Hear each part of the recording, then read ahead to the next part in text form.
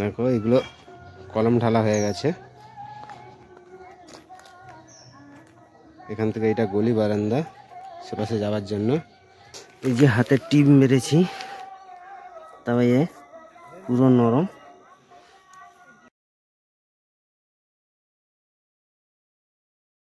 High বন্ধুরা, good morning আমার new blog के साथ। বন্ধুরা আজ আমি যাচ্ছি এক রিপেয়ারিং কাজে। তো তার আগে থেকে টাইপিং হয়েছিল, তো সেটা ভেঙে নতুনভাবে ছাদের কলমে প্ল্যানে ঘর হবে। তো সেটাই তোমাদের দেখাবো আজকে, চলো। তো কিছুটা কাজ হয়ে গেছে, আর আমি একাই ভিডিও বানাই, তো সেই জন্যে দেখাতে পারিনি। তো এখনও কিছুটা বাকি আছে, তো কী প্ল্যানে কীরকম হবে সেটাই তোমাদের আজকে দেখাবো। হাই বন্ধুরা, এটা আগের ভিডিও, তোমাদের বোঝানোর জন্য আমি এই ভিডিওটা অ্যাড করেছি। তো এই রকমই আগে ছিল, আর এখন আমরা কিভাবে তৈরি করব। তো এটা নতুনভাবে সব গাড্ডা কাটা হয়েছে। এই টাইপিংটা কন ফাটিয়ে সব কলম উঠবে, তো গাড্ডাও কাটা হয়ে গেছে। দেখো গাড্ডা কাটা হয়ে গেছে, সব ইটের বক্সও আছে। এটা পুরো এই যে পুরোটা গাড্ডা কাটা হয়ে গেছে। যেখানে যেখানে এই ইটের বক্সগুলো বের করে নেওয়া হবে, দিয়ে সব ফাটিয়ে কলমের ফাংশন উঠবে। আমাদের গাড্ডা কাটার কাজ কমপ্লিট। তো এর নিচে সব ইটের বক্স আছে, তো সেই বক্সগুলোকে বার করে নেব।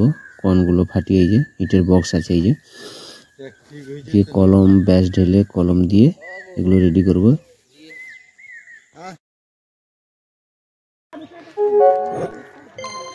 লাও চাটা বসাও।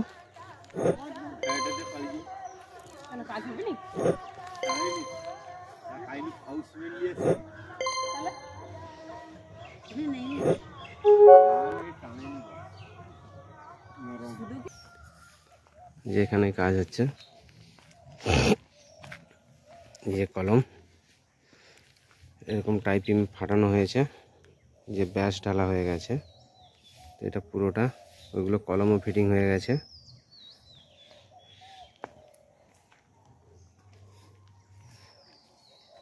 দুটো কলম ফিটিং হয়ে গেছে। এটা টোটাল পুরো ছাদের প্ল্যানে ঘর হচ্ছে।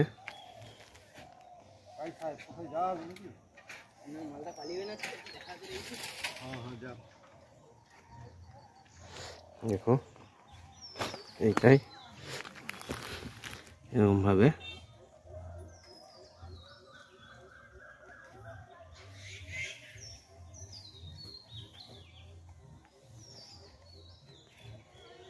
দেখো আমাদের এই যে রিপেয়ারিং কাজ ব্যাস ঢালাই হয়ে গেছে।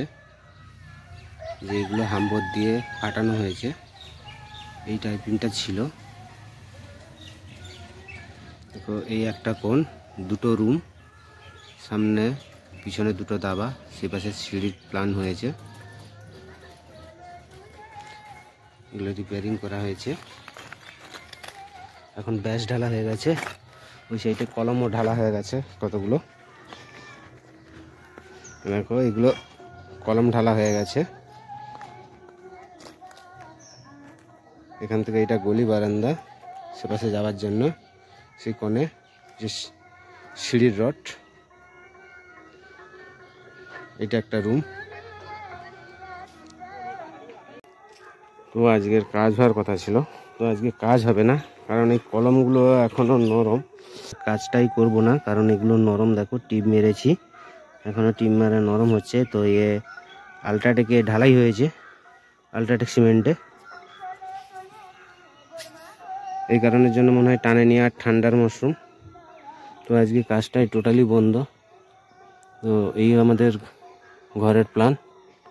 তো বন্ধুরা আজ এইটুকুই, আসছি নেক্সট ভিডিওতে।